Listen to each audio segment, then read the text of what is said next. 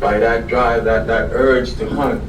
So these creatures at one point they leave, but they always come back to feed. So a coral reef system is always frequent. You might find sharks at one point. Reasons why? Because a coral reef system, like for instance, primary used to be a birthplace for life in the ocean. It's also a restaurant for life in the ocean. All creatures that are out there, all predators, at one point they come back to the reef system in order to feed. Because again, life in the ocean, it's essential for life in the ocean, but at the same time, it's also a restaurant for life in the ocean, and it's also a cleaning station for life in the ocean. If you look closely at some of the fish, most of the damselfish, out of like 500 different species of fish, if not more, that are born and bred on a coral reef system, you can actually see most of these fish serving their purpose.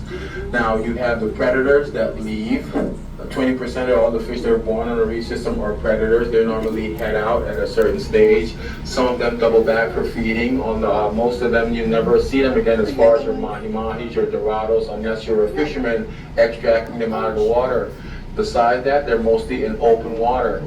But most of the damselfish that remain on the reef system, if you look closely, you'll see that they are actually serving their purpose, and their purpose is to maintain the balance of the growth of algae, which is the fastest growing organism on planet Earth. Like for the same goes above ground as below the surface of the water. If you look closely at most of the crawlheads, you see that there's a greenish kind of a hue to it, if not a mossy substance over the surface of most of the coral reef system.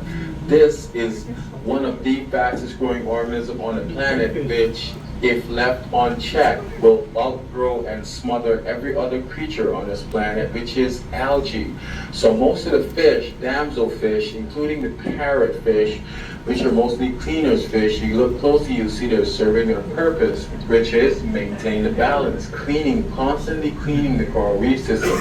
If you look closely, you'll see they peck here, they peck here, they peck at one coral head, they move to another, they peck on another coral head, they pause, they move to another coral head, they peck, they pause, they poop, basically discharging a full stomach and getting back to work. Again, they're constantly eating or cleaning the coral reef system.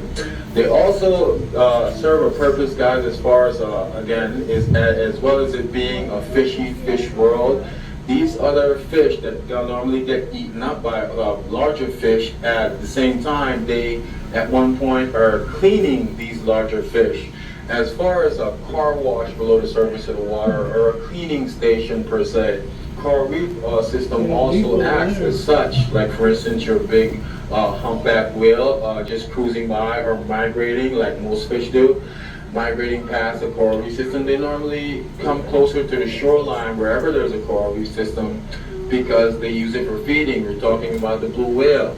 A blue whale migrating from Australia to Alaska will normally, as for instance going by our little system here, normally sticks close to the shoreline in order to feed. And as they're feeding, as they're going by, feeding, I'm pretty sure these big whales not being able to clean themselves, there are barnacles all over their body. Basically what you have would be smaller fish from the coral reef system would go out and clean the barnacles or whatnot, or whatever they can off the large fish as it goes by. And in turn, at one point, again, fishy fish world, therefore you have the large fish just, turning around at one point eating the small fish. But for what it was worth, guys, the coral reef system also serves the purpose as a cleaning station. Primary stage of life in the ocean, coral reef system. Feeding station for life in the ocean, or restaurant for life in the ocean, coral reef system.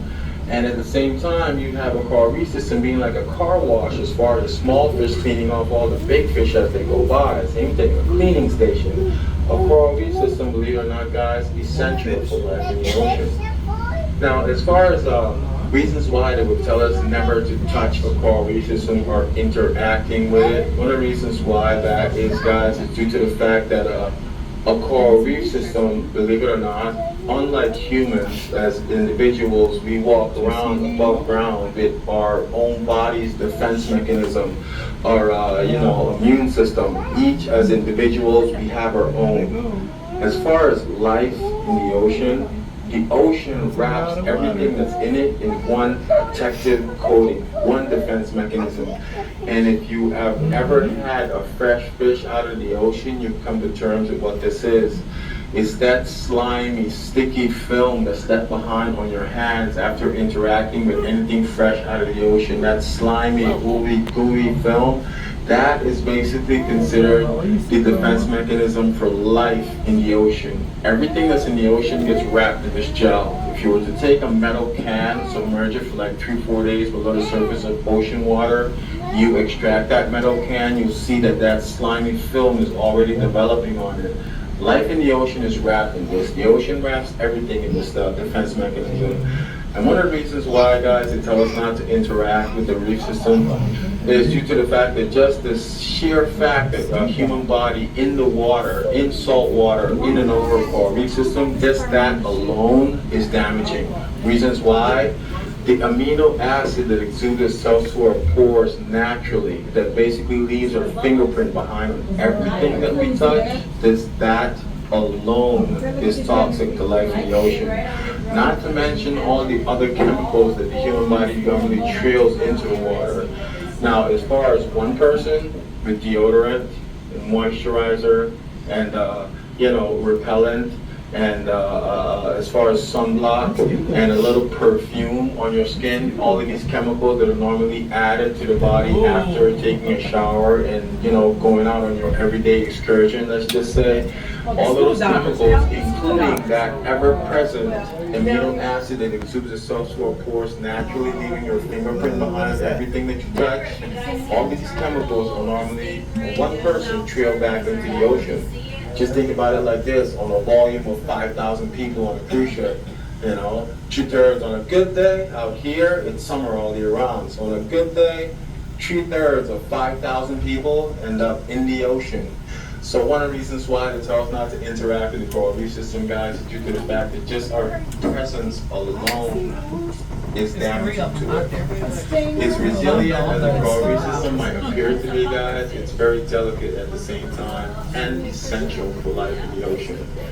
As far as most of the creatures that you might encounter on the coral reef system, guys, your everyday, your mahi-mahis, your dorados, your sailfish, your barracudas, your marlins, these are your everyday predators that you might not see due